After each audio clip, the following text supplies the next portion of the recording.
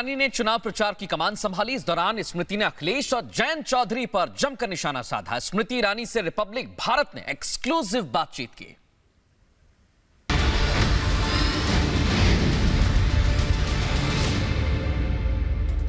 केंद्रीय मंत्री स्मृति ईरानी जी इस वक्त हमारे साथ में मौजूद हैं। लगातार ma'am door to door campaign आपका जारी है।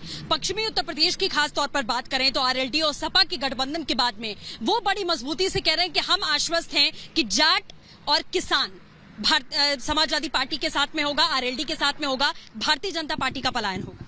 मैं इतना ही कहना चाहूंगी कि जो एक दूसरे के सहारे पर निर्भर कर रहे हैं वो जनता को क्या सहारा देंगे।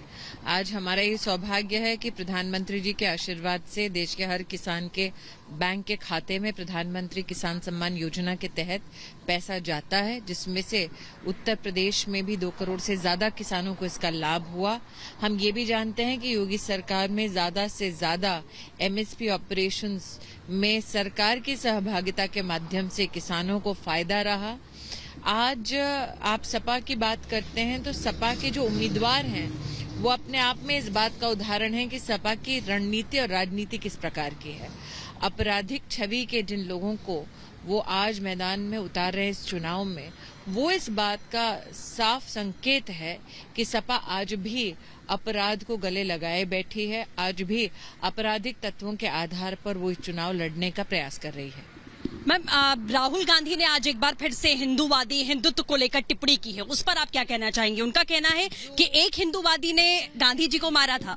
जो कोट पे जनेऊ पहनते हैं वो अगर हिंदूवादी या फिर हिंदुइज्म के ऊपर विश्लेषण ना ही करें तो बेहतर है।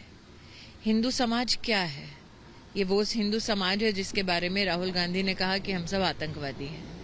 हिंदू समाज क्या है? ये वो समाज है जिसके बारे में राहुल गांधी के मुख से कई ऐसे कटु शब्द निकले हैं जो जनता जनार्दन भूली नहीं है। और हिंदू समाज प्रबल तरीके से वो समाज है जो भारत के टुकड़े होने के नारे देने वालों का तो कभी समर्थन नहीं करेगा।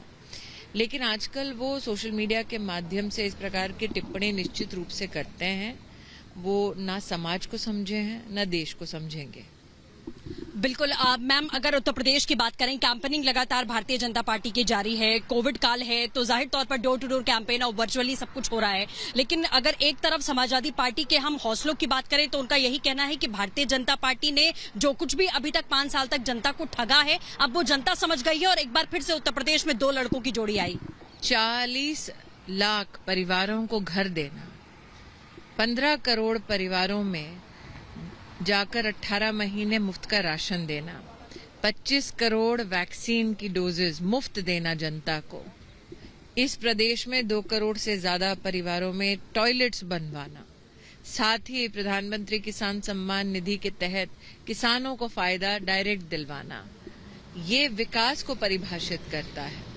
तो जिन लोगों ने अपराधवाद और वंशवाद की राजनीति की है वो विकासवाद को नहीं समझेंगे।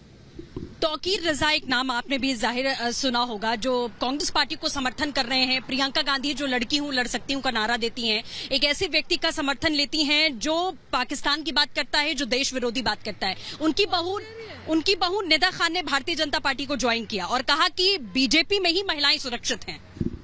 आपको इस बात से आश्चर्य होता है कि गांधी खानदान के पुत्री या पुत्र उन लोगों का समर्थन करते हैं जो हिंदुस्तान की खिलाफत करते हैं। आपको इस बात का आज भी आश्चर्य है कि गांधी परिवार के जो प्रतिनिधि हैं वो हिंदुस्तान के जोड़ने वालों के नहीं बल्कि तोड़ने वालों की वो कहीं ना कहीं समर्थन करते हैं।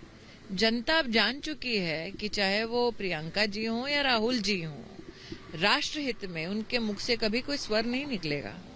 मैम, पहला फेज चूंकि पश्चिमी उत्तर प्रदेश में ही है तो जाट, क्योंकि किसान आंदोलन के बाद से ये समाजवादी पार्टी और आरएलडी और तमाम जो विपक्षी दल हैं, क्योंकि आरएलडी के साथ में राकेश टिकैत भी आजकल बहुत देखे जा रहे हैं, तो उनका साफ तौर पर ये कहना है कि किसान आंदोलन के बाद में किसानों का समर्थन भारतीय जनता पार्टी को नहीं मिले। तो जिला पंचायत चुनाव लड़के हारे थे ना, तो एक चुनाव में तो संकेत पा चुके हैं कि जनता का रुझान भारतीय जनता पार्टी के पास है।